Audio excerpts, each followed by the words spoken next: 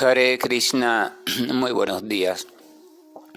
Namo Vishnupadaya Krishna Preshaya Bhutale Srimate Bhaktivedanta Swaminiti Namine Namaste Saraswate Deve Gauravani Prasarine Nirvisesa Sunyabadi Pashatya Deshatarine Shaya Sri Krishna Chaitanya Prabhu Nityananda Sri Advaita Gadadhara Rivasadi Gaura Bhakta Vrinda Hare Krishna, Krishna Krishna, Hare Hare, Hare Rama, Rama Rama, Hare Hare. Hare Krishna reiterados. Vamos a continuar después de unos cuantos días de pausa con las lecturas y propuestas de reflexiones sobre algunos de los textos del siempre radiante y liberador Srimad Bhagavatam, en tanto son textos que contienen noticia continua sobre el Señor Supremo, sus aspectos, detalles, actividades, etc., así como también sobre aquellos que continuamente, porciones plenarias de sí mismo, o sea, del propio Señor, están en continua relación amorosa con Él. En este sentido y desde este sentido, entonces uno puede comprender que todo texto, toda palabra, conversación, toda tradición que de forma fidedigna, de forma pura, conserve, exprese, transmita cuestiones relacionadas al Señor, entonces es también recibida dentro del término Srimad Bhagavatam, o sea, traducido sería maravillosas historias del Señor Supremo y sus acompañantes.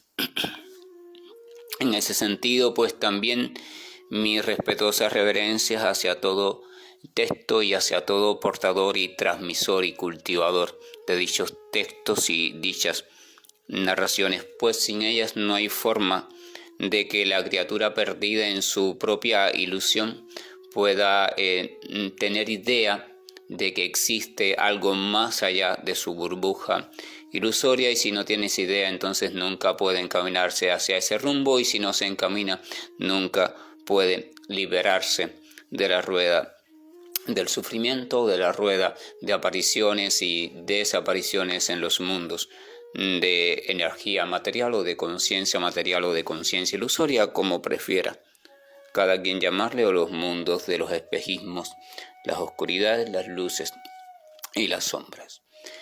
Estos días de pausa donde no he no he compartido los mensajes del amanecer espiritual, se ha debido a que he necesitado un tiempo de reflexión, porque ahora entramos en un segmento del Srimad Bhagavatam que es muy técnico, que está lleno de un lenguaje simbólico continuo. Necesariamente el ser humano en todo sentido, para la comunicación, para transmitir algo que no es directamente dado a ser mostrado, o sea, que no se puede mostrar. Usted quiere, por ejemplo, mostrarle a un niño una flor y se la puede mostrar y ya. Quiere mostrarle una silla, se la muestra, a un perro se lo muestra, pero si usted quiere mostrarle a un niño, por ejemplo, lo que es un pensamiento determinado, una forma de pensar, si usted quiere mostrarle al niño un sueño que usted tuvo anoche, si usted quiere, entonces ¿cómo se lo muestra?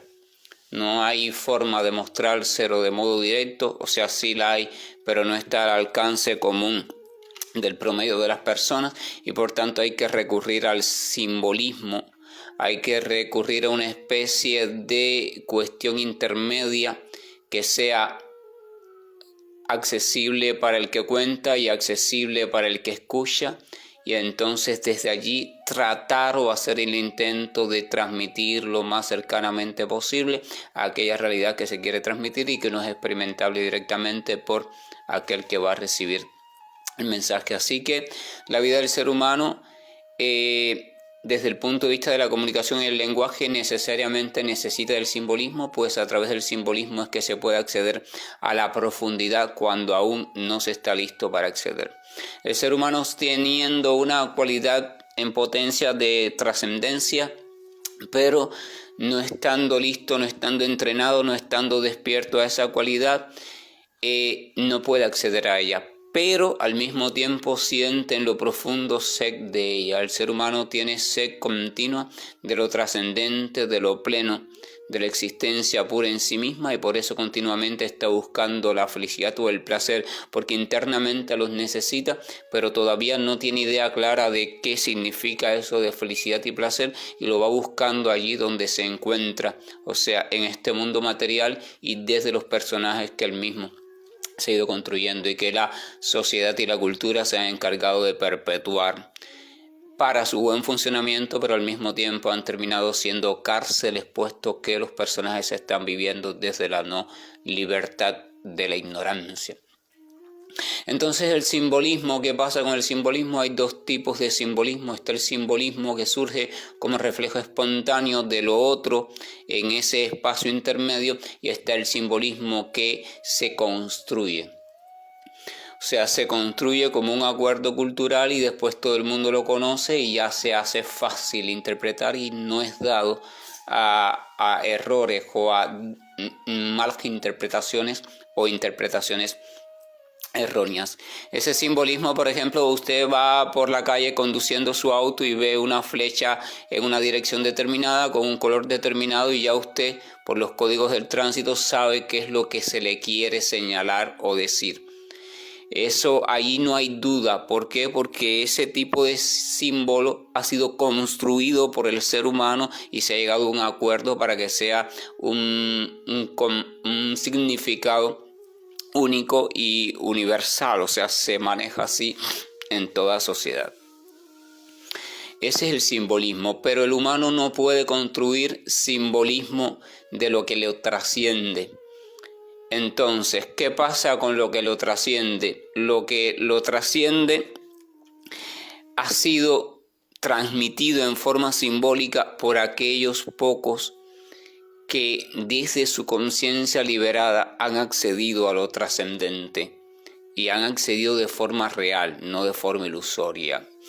Esos pocos que han trascendido y que han accedido a lo trascendente, cuando viven lo trascendente, esto trascendente se refleja en ellos, causa un movimiento en su propia sustancia existencial, y este movimiento es captado por su mente, por lo que conocemos como el espacio-mente, y en ese espacio-mente, de acuerdo a aquello que hay en la mente de ellos, entonces se conforma toda una construcción simbólica, reflejo automático del original. O sea, no es que ellos construyen un simbolismo de la experiencia que están teniendo.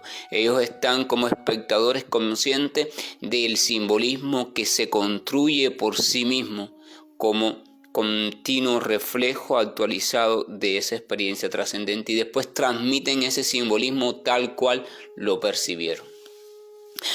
Ahora, ¿qué pasa? Como ese simbolismo es espontáneo y es natural, se va produciendo de forma espontánea y natural, no construida, entonces va a depender completamente de aquel contenido que haya o que esté relacionado a la mente de esa persona en específico o de ese vidente en específico.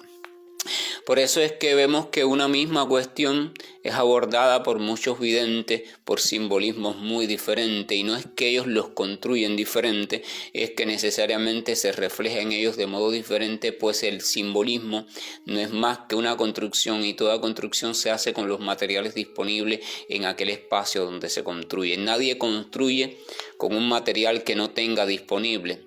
Por tanto, en el espacio mental, nuestro material disponible es aquel que hemos asimilado en nuestra propia experiencia de vida. Y cuando llega a nosotros un movimiento que nos trasciende, de una realidad que nos trasciende, entonces esa mente va a tratar de reflejar eso al modo que ella puede, y el modo que ella puede es con las cuestiones que ella tiene registradas en sí misma.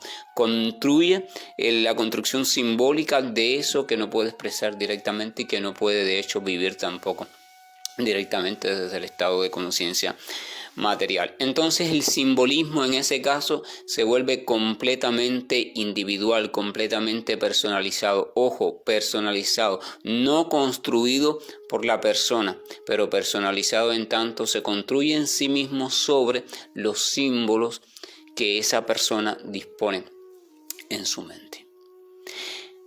Cuando esa persona habla, va a hablar en base a esos símbolos.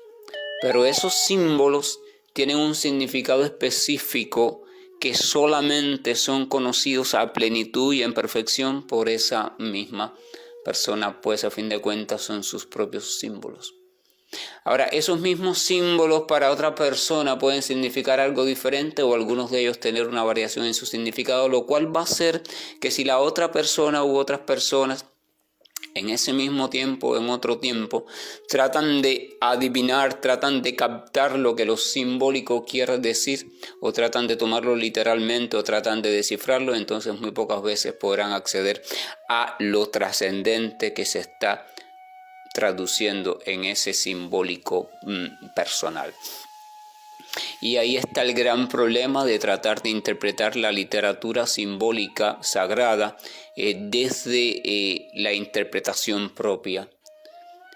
Nunca se puede llegar entonces por ese camino a la certeza de lo que se está transmitiendo. En ese sentido solamente queda el consejo que da la tradición espiritualista a lo largo de la historia, que es el consejo de no quedarse en lo simbólico, en el trabajo de descifrarlo, pues es un trabajo muy engorroso y muy engañoso, sino simplemente utilizar lo simbólico para saber que nos está hablando de una noticia, de una realidad que está trascendiente, o sea, más allá de lo que concebimos como realidad, y entonces aventurarnos en su búsqueda, sabiendo de que a través de lo simbólico no vamos a poder tener la certeza cierta de qué se trata esa realidad. Nos vamos a extraviar necesariamente. Los textos simbólicos están, repito, diseñados únicamente para hacernos saber que hay una realidad otra, una realidad trascendente, no una realidad fantasiosa, no una realidad situada en cualquier otro rincón de la conciencia material, sino trascendente a el plano de conciencia ilusorio. Y en ese sentido nos hace la invitación hacia ella. Y al mismo tiempo se nos proponen algunos métodos que pueden ser utilizados para ir creando en nosotros las condiciones para permitir un acercamiento progresivo hacia el límite donde comienza lo trascendente. Una vez estado en ese límite ya no hay forma de seguir por ningún método, pues entonces se trata de una cuestión siempre muy misteriosa.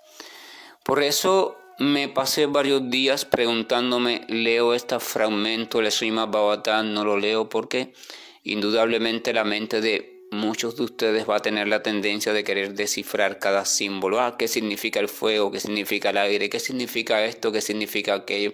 Y estos textos están llenos de esos tipos de códigos. Entonces, ¿cuál es el pedido? El pedido es no intenten pensar de modo racional ninguna de estas narraciones que voy a leer a continuación en estos días, porque de hecho decidí al fin leerlas, pero leerlas sin explicarlas, solamente me detendré en puntos muy importantes y superficiales desde el punto de vista simbólico e importantes desde el punto de vista de la comprensión trascendental. Y lo demás olvídenlo. Escúchenlo porque es la narración así, narrada así en ese momento, codificada así en ese momento, pero no la traigan a su raciocinio. Déjanla pasar y simplemente quédense con la noticia que intenta transmitir, que no se sabe cuál es, pero al menos se sabe que es alguna. Y entonces en la práctica continua, aquellos que la hagan, la práctica diaria, entonces simplemente vuelven a traer un poco el eco de los textos, pero siempre con la intención de sentir la noticia, de sentir aquella profundidad que quieren transmitirlo. Esa es la cuestión y por eso van a notar que voy a pasar por estos textos de manera muy general sin detenerme en muchos comentarios.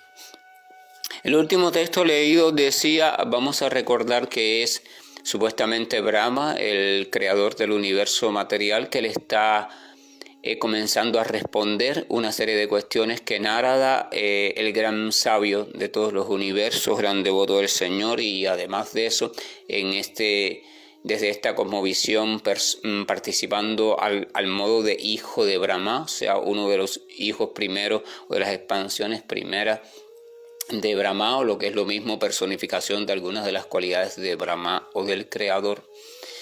Entonces Narada le ha dicho que, a pesar de que todo parece indicar que él es la gran autoridad, o sea, Brahma, el creador, es la gran autoridad, aún así hay una cierta cuestión ahí que le hace a Narada pensar en que detrás de Brahma hay otra autoridad mucho mayor. O sea, está sacando en juego una cuestión que ninguna de las otras culturas teístas revela con tanta claridad, y es la cuestión que no está en la figura del creador, la figura del completo Dios. O sea, no es el creador el último descubrimiento sobre el Dios original, sino que es uno de los personajes en los cuales se manifiesta aquel otro supuesta gran personalidad. Esto es un reto y es un escándalo para muchas mentes conservadoras, pero para otras mentes más abiertas debería ser una invitación a la reflexión imparcial, tranquila, lúcida, ¿verdad? Y es una reflexión muy importante, porque derivada de ella se derivan otras cuestiones también importantes para el pensamiento trascendente. Entonces Brahma, porque en Narada, ¿qué pasa? Narada habíamos visto que se pone a pensar, bueno, si él es la máxima autoridad, ¿por qué lo veo de vez en cuando ensimismado, como que si estuviera contemplando algo más deslumbrante que sí mismo, algo más poderoso, algo más contenido o rebosado de sabiduría que él mismo, como si estuviera tomando referencia de algo? Si es la máxima autoridad, entonces ¿de qué otro algo podría tomar referencia? Si de él para allá no hay más nada, y si él es la máxima autoridad, lo sabe todo, entonces ¿por qué medita si ya lo sabe todo? O sea, son cuestiones que hablan de la perspicacia de Narada Muni, y entonces lo llevan a preguntar. Y Brahma le responde: oh Narada, el supremo observador, el Señor trascendental, se encuentra más allá de la percepción de los sentidos materiales de las entidades vivientes, debido a las tres modalidades de la naturaleza anteriormente mencionadas, pero Él es el controlador de todos, incluso de mí. Ese fue el último texto en el cual nos habíamos quedado. Continúo. El Señor, quien es el controlador de todas las energías, crea así pues, mediante su propia potencia, el tiempo eterno, el destino de todas las entidades vivientes y la naturaleza particular para la cual han sido creadas, y Él de nuevo las fusiona independientemente. Nótese aquí simplemente, o sea, básicamente se dice que ese Señor Supremo, que se encuentra más allá del personaje del Creador, es quien se encarga de modo general de todas las cuestiones, pero un detalle importante dice que es quien se encarga de ellas mediante su propia potencia. O sea, es la potencia o las potencias del Señor en diferentes tipos de combinación y grados de actividad quienes se encargan de todo el asunto, aunque estas potencias no se ponen en actividad sin el consentimiento de la personalidad en sí. Una cuestión es la personalidad como activadora, y otra cuestión son sus potencias, aunque no se pueden separar. No se pueden separar, pero hay que entenderlas por separado para poder entender en algo cómo ocurre. La personalidad no hace nada, pero por la personalidad es que las potencias de dicha personalidad actúan, y son ellas quienes se encargan de todo, pero siendo dependientes de la personalidad en sí. Entonces por eso se dice que es la personalidad quien se encarga de todo, o sea, la suprema personalidad se encarga de todo, pero en verdad no se mezcla en nada, porque se encarga de todo a través de sus potencias, ¿verdad? Usted tiene hambre y se puede decir que usted toma el alimento y lo come y lo digiere, pero usted ni toma el alimento, ni lo come, ni lo digiere, sino que hace esto a través de potencias y herramientas, o sea, sus potencias de vida, de movimiento y sus herramientas conocidas como mano, boca, garganta, diente, etcétera, etcétera, estómago, etcétera. Lo hace usted porque todo esto responde a la orden suya, a la orden de su personalidad, pero no es la personalidad quien lo hace. La personalidad es una estructura subjetiva, por tanto no puede coger nada, no puede comer nada, no puede masticar, no puede digerir. De hecho, no puede ni siquiera tener hambre. ¿Entienden el asunto? Entonces esa es la cuestión. El Señor lo hace todo, pero al mismo tiempo no hace nada. Lo hace todo puesto que las potencias lo hacen, motivadas por el impulso de la propia personalidad, por su propio deseo, pero al mismo tiempo no hace nada puesto que no es Él directamente quien lo hace. Entonces dice, después de la personificación del primer Purusha o del primer controlador o de la primera expansión controladora en este mundo, aparece el Mahatattva o los principios de la creación material, y luego se manifiesta el tiempo, y en el transcurso del tiempo aparecen las tres cualidades.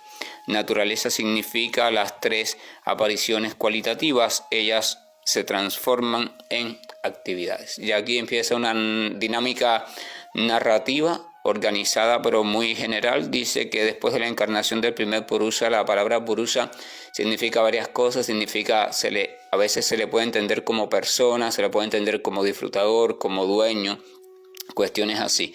O sea, entonces cuando el plano de conciencia material está listo pero todavía no es manifiesto, entonces allí en esa sustancia primaria conocida como energía material no manifiesta, allí entonces aparece, se refleja, se vuelve presente una de las expansiones de la suprema personalidad en una forma específica que es la forma de Vishnu, o sea, aquel que se va a encargar de todo el asunto dentro de la cuestión material, aquel que va a ser también después como sustentador de toda la cuestión y en especial de las almas vivientes que están o van a estar contenidas en esa creación. Entonces aparece el Mahatattva. Mahatattva es el reservorio de potencialidades materiales, todavía no manifiesta, por tanto no reconocibles todavía, pero ya existente. Y allí hay los dos elementos principales. Entonces el Mahavishnu o uno de los Vishnus, expansiones del Señor, que va a ser la fuerza activa, o sea, la fuerza estimuladora, y va a estar el Mahatattva, que va a ser como el contenedor todavía no manifiesto desde el cual se va a construir todo lo existente. O sea, esos son los dos elementos básicos. Es como, por ejemplo, a manera de química, a veces hay una sustancia, esta sustancia es pasiva, pero tiene en sí la potencia de una reacción fuerte, pero esa reacción no ocurre hasta que una sustancia activadora no caiga en ella, no se haga presente en ella. Cuando usted echa una gota de esa sustancia activadora en esta sustancia pasiva, pero potencialmente explosiva, explota, ¿verdad? Eso pasa con la glicerina, con otras cuestiones químicas. Lo mismo sucede. El Mahatattva entonces es ese reservorio todavía no manifiesto, pero ya existencia en potencia, que está pero no está. O sea, no se puede tomar conciencia de él en tanto no está manifiesto. Allí entonces, por alguna razón y de alguna forma siempre maravillosa y misteriosa, se hace presente la presencia del Todopoderoso, que es el activador supremo, la fuerza activa. Y eso hace que el Mahatattva empiece entonces su movimiento de manifestación, empieza el movimiento de la construcción de lo que será después los mundos de conciencia material. Entonces después, bueno, dice que el tiempo, la materia, la naturaleza, etcétera, etcétera, y las actividades continúan. El Mahatattva causa las actividades materiales al ser agitado. Al principio hay una transformación de las modalidades de la bondad y de la pasión, y luego, debido a la modalidad de la ignorancia, la materia, su conocimiento y las diferentes actividades del conocimiento material empiezan a actuar. El ego materialista egocéntrico, siendo así transformado en tres aspectos, se vuelve conocido como las modalidades de la bondad, de la pasión y de la ignorancia en 3 divisiones, a saber, los poderes que producen materia, el conocimiento de las creaciones materiales y la inteligencia que guía esas actividades materialistas. Narada, tú eres lo bastante competente como para comprender esto. Esto es un asunto muy complejo, pero va marcando una dinámica organizada y eso es lo más importante en toda esta cuestión. O sea, se va describiendo un proceso todo organizado que inicia con la presencia, el hacerse presente el Señor mediante una de sus expansiones allí en aquello que es pura potencia material, de energía material. Hasta ese momento inerte, pero llegando la fuerza activa en la forma de expansión del Señor conocido como Vishnu, entonces esa potencia se activa y comienza a movilizarse y en función de esa movilización empieza toda una serie de combinaciones y recombinaciones que se va complejizando en el tiempo y va creando las estructuras y condiciones básicas para que después todo lo que se conoce como compleja existencia material pueda irse construyendo, y todo eso va a partir del ego, que es la identidad primera que surge, y el ego mismo se va a traducir después en la mente, en la inteligencia, en las actividades, las cualidades, etcétera, etcétera, etcétera. Se va complejizando y todo se deriva entonces de ese ego o de la conciencia material que se va transformando en sí misma en toda la variedad que después va a reconocer ella misma como su realidad. Al final de este texto algo muy interesante, porque Brahma dice: Narada, tú eres lo bastante competente como para comprender esto. O sea, es un conocimiento que no es dado a la comprensión por cualquiera. Sin embargo, Narada, siendo el más sabio dentro de los sabios desde la cosmología védica, entonces Brahma le dice: sin embargo, tú lo puedes comprender. Por eso también la mención al principio donde les decía, por favor no traten de descifrar este proceso simbólico que se representa aquí, sino simplemente traten de captar la idea general, o sea, la participación del Señor. Si el Señor no participara, entonces este proceso no se mencionará aquí, porque el Srimad Bhagavatam todo lo que menciona está en relación con el Señor. Entonces esa es la cuestión, una cuestión potencial que es potencialmente llena de facultades, pero no está activa. Necesita de un elemento activador, y el elemento activador siempre va a ser el Señor en algunos de sus tipos de presentación o de presencia. No en su totalidad original. En su totalidad original Él no participa de nada de eso, pero en una de sus personalidades lo hace, o sea, se hace presente, activa, y comienza todo un proceso del cual Él no participa de forma directa. Él simplemente está allí, sigue allí en su disfrute, pero el proceso se va llevando a cabo de forma organizada, progresiva. Este proceso de la futura creación también se repite a nivel personal en cada individualidad. Muchas personas en este asunto de la búsqueda de la trascendencia, lo trascendente y cuestiones así, andan buscando saltar etapas, andan buscando encontrar rápido el fruto perfecto de todos estos caminos, y por tanto están yendo en contra del proceso natural. El proceso natural es un proceso organizado donde se crean las bases primarias y las condiciones primarias van creando condiciones secundarias, pero donde siempre se necesita el inicio de una fuerza activa.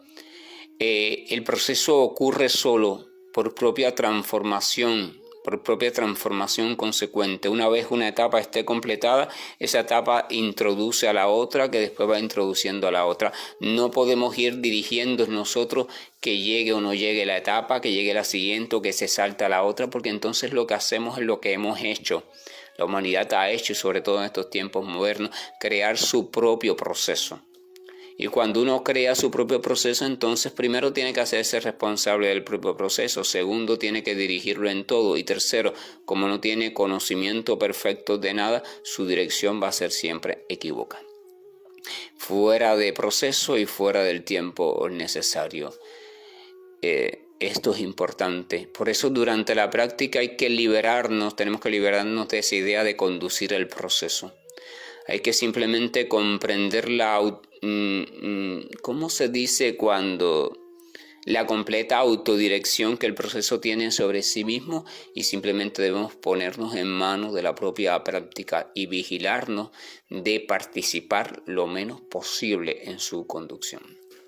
Que la gracia y el amor de nuestro amoroso Señor, siempre maravilloso, reluciente, delicado en todos sus aspectos, sonriente y bello, con su mirada completamente armónica, siempre invitándonos a participar de su realidad absoluta. Alabado y bendito seas en todo sentido. Permite que nuestros corazones se vayan ensanchando y nuestra mente también se vaya alejando de todas las trampas que ella misma ha construido. Permite que no querramos descifrar estos códigos, sino simplemente que respondamos a la invitación y decidamos con determinación y una buena guía salir en tu búsqueda. Hare Krishna, buen día, y estoy finalizando la grabación. Krishna Krishna Krishna Shri Krishna Govind Hare Murari Janat Narayan Vasudeva Shri Krishna Govind Hare Murari Janat Narayan Vasudeva Shri Krishna Govind